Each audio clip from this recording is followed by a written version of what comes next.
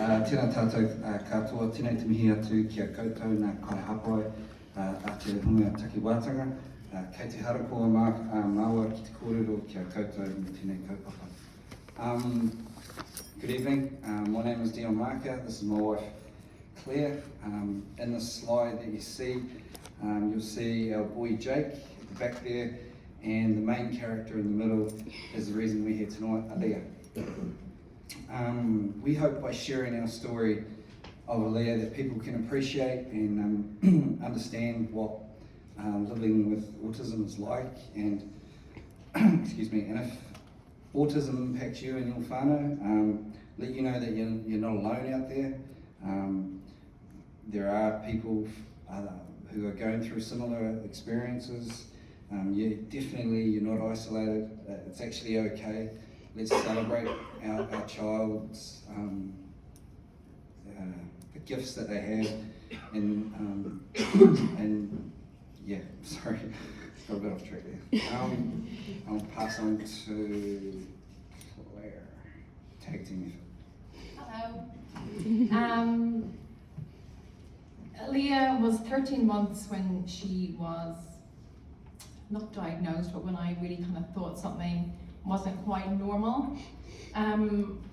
Perfectly normal pregnancy and birth, and no concerns really until about that stage. She was very hard to make laugh and smile, and it was a lot of work to get any kind of reaction out of her with anything. Around her second birthday, she was officially diagnosed with autism, but I think from about one, we both knew that there was something just amiss.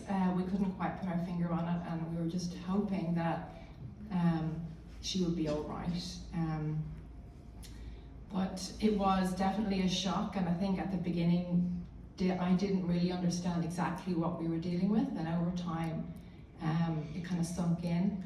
She was later diagnosed with a moderate intellectual disability at 8, which explained a whole lot of other stuff that we were kind of confused about, but yeah, it answered a lot of questions for us.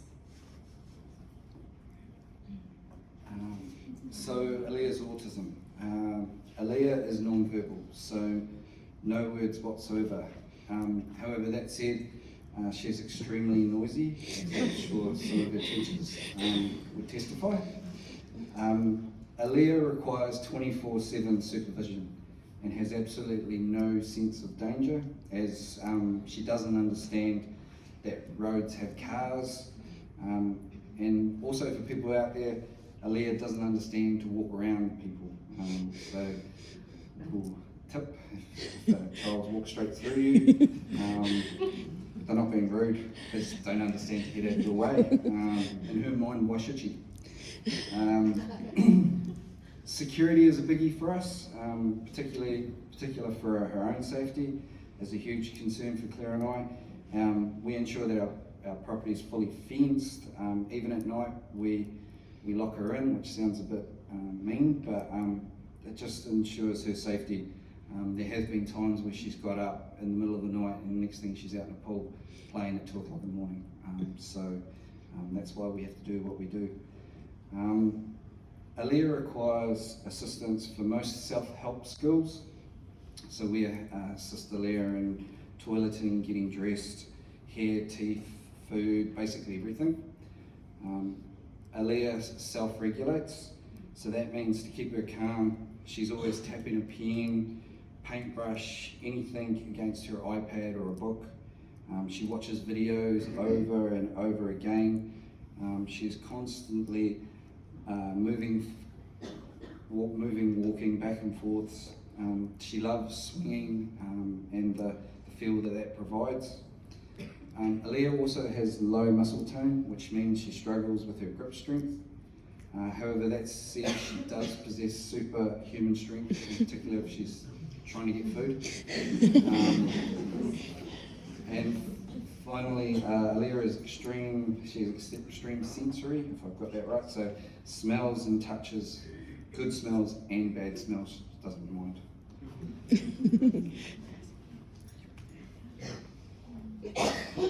her communication, as we've already said, she's non-verbal, but when I say that, it doesn't really even sound like it describes her, because she is so vocal. From the minute she wakes up, you can hear her until she goes to bed, and she'll just be giggling and laughing, and the noises that she makes help us distinguish what kind of mood she's in. We'll know instantly. So she communicates. At the beginning, it was very much me reading her body language, and she would take me to what she wanted. Over the last, I'd say 5 years, she's really got the hang of pictures, visuals, pecs. So we've just been slowly building on that, and we've started, well, the school have started using the core board, which she is making really good progress in. We try and use it as much as we can at home, but with the visuals, it can be just like a picture of a car, and she'll want to go for a car ride, and she'll hand us the little picture, and off we'll go. No idea where she wants to go, but we'll just go wherever. She's really good at showing us what she wants. The biggest challenge we have with her being nonverbal is when she's sick, because it's just like, we don't know what it is. We know that she is sick, so it's really me telling the doctor what I think is wrong with her. And I guess over the years you kind of get the hang of her different behaviours when she's sick mean different things, but it's just a guessing game. We don't know if she ever will have language. It's something that at the beginning we were like hoping maybe next year, but I don't even, not that I don't hope that she will have it, it's just that I accept her for how she is, and if that's how she is forever, then that's okay with us.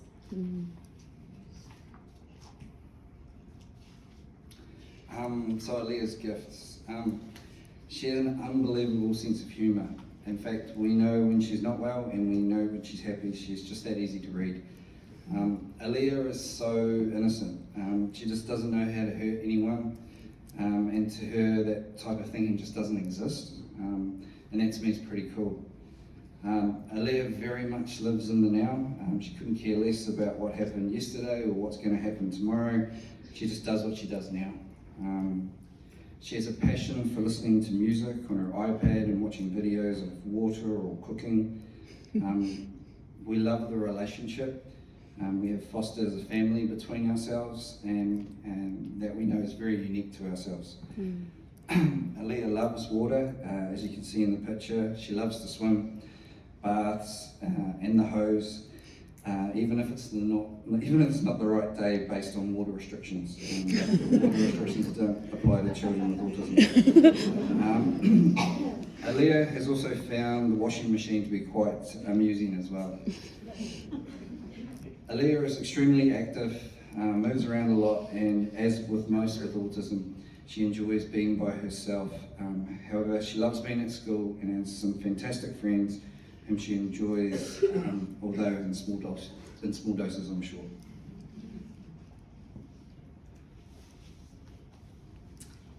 Her education journey. So I'm not sure if we mentioned, but she's 11. She turned 11 in July. That's quite relevant, I suppose. And our son is 13, so nearly 13. When she was first diagnosed, I was like, I don't know how I'm ever going to get her into any kind of education setting. It's never going to work. I see my son going to kindy, and I was like, it's never going to happen. So when it got to that time when she turned 3, we got full ORS funding, so she had a teacher aide. We had a very rocky kindy start. They just had no flexibility with a child that wasn't the norm, and it was quite a traumatic experience for her and for us. We changed kindies pretty quickly, and then had a really good experience with the next one. And they accepted her for exactly who she was, didn't try to change her, didn't try to make her do things that she's just not able to do. She's currently at St. John Bosco School, and started school when she was 5. Again, I thought, I'm never going to get her into a school classroom. She's never going to sit in a chair. She's never going to do the normal things. But they didn't care. From the start, they were just so amazing, accepted her, worked around her, worked with her and us, and has given us the most amazing memories of that whole time. Every single student in that school knows who she is, they high-five her, they come up to her. There's no one who's scared of her, even though like she is literally as tall as me nearly. So yeah, she is at the end of her time there nearly, so she'll be starting her next stage next year, which is really exciting for us because the last time we did this, we weren't sure what was going to happen, but we've just got confirmation that she will be able to start at Girls High next year. So that's really exciting. So yeah, hopefully she'll enjoy it there as well. When I read that next slide, I can change it on the run. It's Aliyah's struggles. I like to refer to it as her challenges. I think we've already talked about the majority of Aliyah's challenges around self-help skills and alike. You know, we have to do quite a lot of things for her, like getting her dressed and the food, etc., etc. But that said, Aliyah, she always finds ways to adapt. She's clever in that respect. You know, I don't know, whatever it might be, she'll always find a way to get across what she wants, which I suppose might be a struggle for her, but I guess what we sometimes forget that in Aliyah's world, they're probably not struggles. They're more challenges for Claire and myself to endeavour to teach her these skills so she can become more self-sufficient. So yeah, I think I'm going to leave it at that for that one.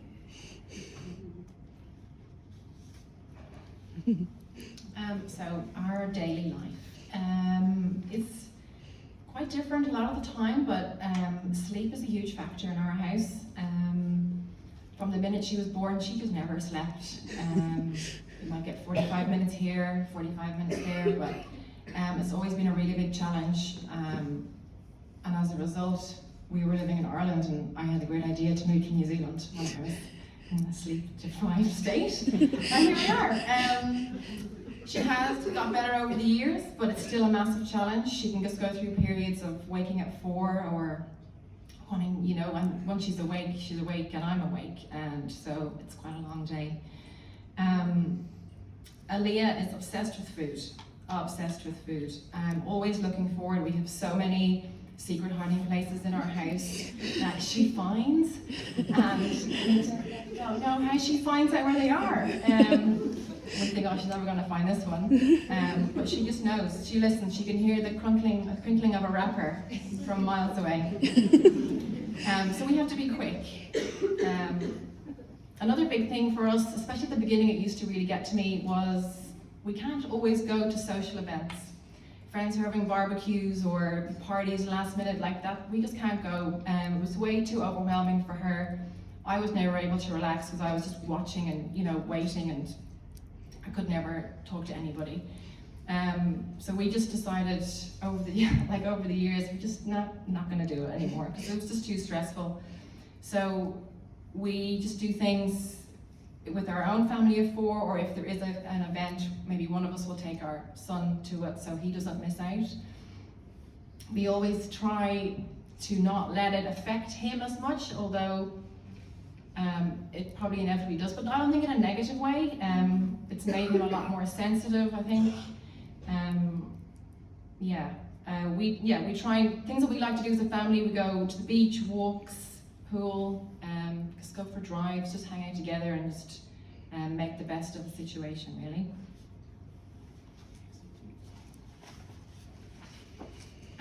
So being Aliyah's mum, Aliyah has taught me so much. I have unlimited patience for her, but I don't have any for anyone else. She takes them all. She's taught me empathy just for anybody going through any type of hardship or anything. It's just, my heart goes out to anyone.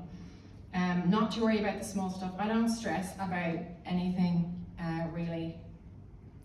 When she's not happy, I'm not happy, and that is my barometer.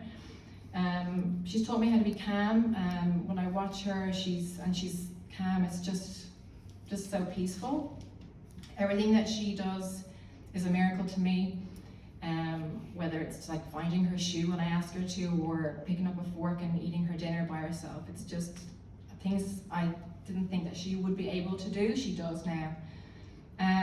Taught me to live in the now and not worry about the future to a certain extent. We spent a long time worrying about, oh my God, what are we going to do when we get to this stage? But you miss out on all the happy moments that you're currently in. Every smile, touch, cuddle, takes my hand. It's just the best thing. And tips for other parents or mums is find your own support system. It might take a while, but you'll connect with people at some stage. Look after yourself, be nice to yourself, don't be hard on yourself. Have a sense of humor, because if you don't laugh, you'll cry. And it's okay to be up and down. It's a journey. Being Aliyah's dad. Obviously my wife was my love of my life, but Aliyah's definitely the other love of my life. Much like most of us all, our children make us better people, and Aliyah's no different. I'm a really protective person, so it's hard for me with Aliyah because she just is so special. I work in a really pressured environment, which at the end of the day means nothing when compared to my daughter. Tips: look after your wife, take time with each other. For the dads in particular, I know it can be hard. You've really just got to find a way to connect to your child. It's not easy. I'll be honest, I thought for the first 5 years of my life, my child didn't even like me, which it's hard to admit, but it's just reality. Really celebrate their life. Don't mourn for too long for the life that you thought that they were going to have. As Karen just mentioned, you're going to be your child's best advocate, so you've got to fight for them. When we did this a few months ago, I was thinking about it in a bit more depth, but Karen said it, I think, tonight, that parents do know best, and that there's many strategies that you can look to improve your child's life. End of the day, I think gut feel counts for a lot. You sort of know yourself. I mean, there's the best medical, general and scientific information out there, but like I said, it's probably your gut, and just go with it. I think that's what Claire and I have found anyway. So thank you very much for listening.